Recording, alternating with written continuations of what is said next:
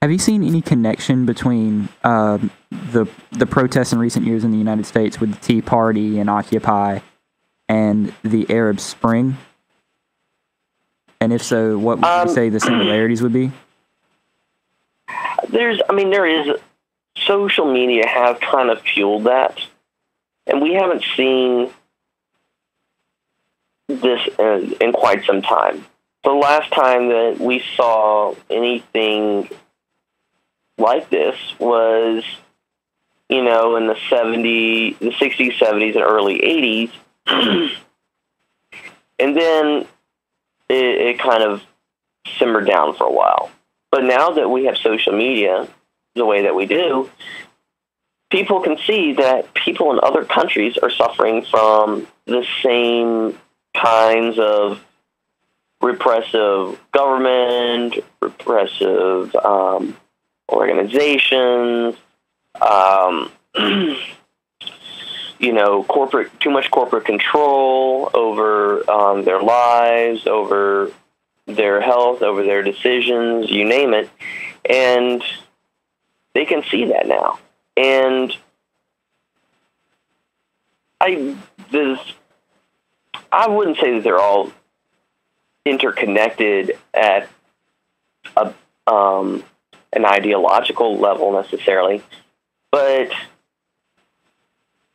as far as I'm concerned, if you look at the protests, look at who's getting beaten, look at who's getting pepper sprayed, or in a case of places like Bahrain, who's getting shot,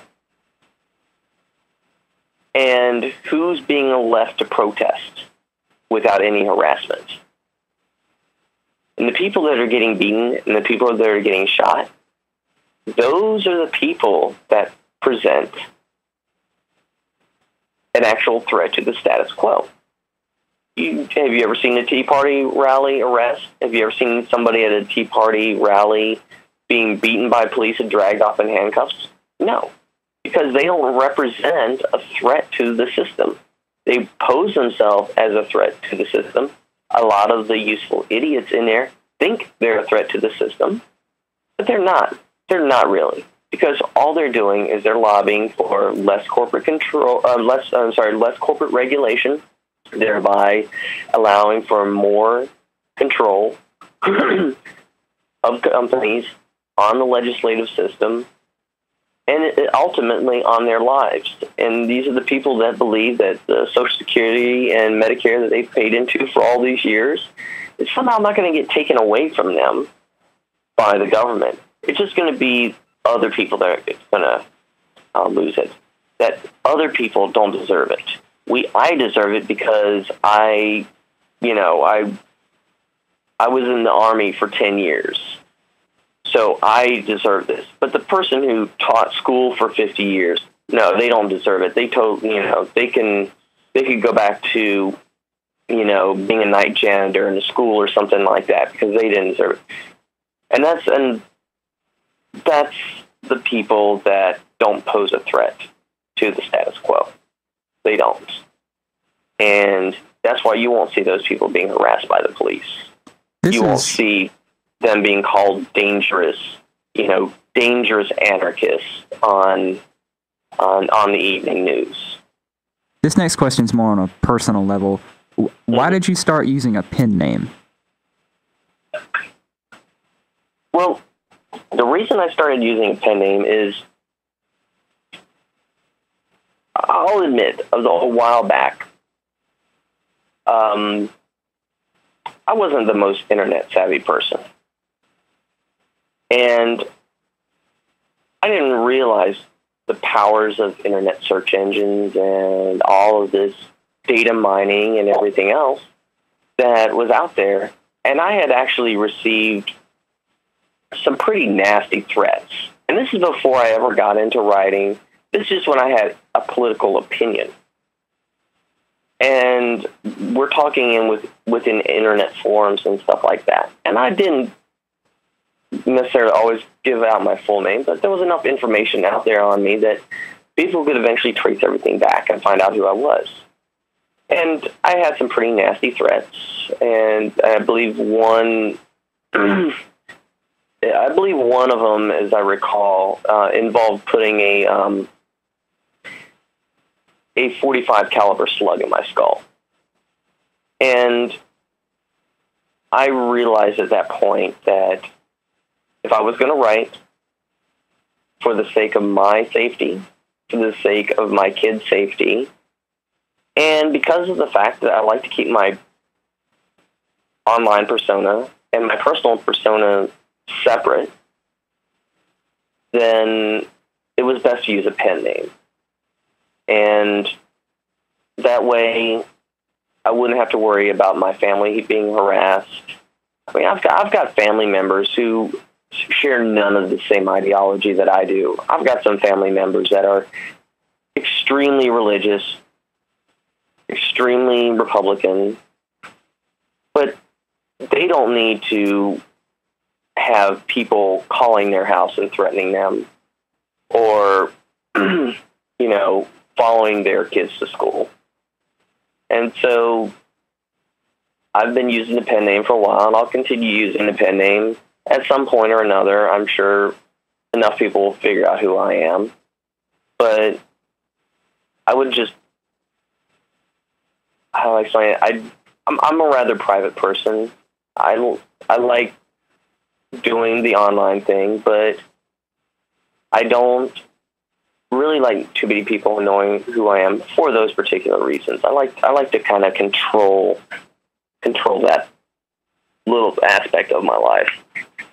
Do you think that that anonymity, by making it kind of theatrical, I guess, takes away from the substance of what's being presented? I mean, we saw a bunch of people at Occupy Wall Street protests wearing the V for Vendetta masks. Do you think that people not knowing who is saying this kind of takes away from what is being said? Yes, absolutely. It does run a risk. But when you live in areas that if people knew who you were, they would try to harm you, either financially or socially or even physically, you kind of have to do that. And the beauty of the V for Vendetta mask is that it could be anyone. It could be your next door neighbor. It could be your cashier at the local grocery store. It could be your local police officer. It could be anybody. And people feel like they can't say what they want to say anymore because they'll be ridiculed, because they'll be threatened, because they'll be harassed. And the anonymity, it is there. But if you go and you watch on social media sites, even local news, anybody who uses their real name, they get threats. And there's some of them have some legitimate value to them. There are crazy people out there who will try to harm you just because you have an opinion separate from their own. And the anonymity, it's a double-edged sword. You do run the risk of people saying, well, I don't know who that person is. That could be anybody. But at the same time, somebody can look at it and say, well, I don't know who that person is. I wonder if that person down the street actually believes the same thing that I do, and I'm not alone. We're going to try and shift gears just a little bit because politics isn't the only thing you cover on your blog. Mm-hmm. What would you say the role is of culture in these social movements? Because you do a lot of, food, you do a lot of music, and it's not all as heavy as we're making it sound, I guess, in this interview. Exactly. So what would you say, I guess, the role is of food and music and culture in, social movements like, the times we're living in right now? Well, food, culture, music, that's all stuff that we share in common. We all eat. We all like music. Most of us probably like to have a few drinks. You know, that's something that transcends all political boundaries. We all get hungry at the sight of a brand new, hot off of the come on, man, I haven't eaten lunch yet. Cheeseburger or whatever, you know, or a shrimp po' boy that's just been put together with a cold beer. We all can enjoy that. You're killing me. It's sort of a common ground thing.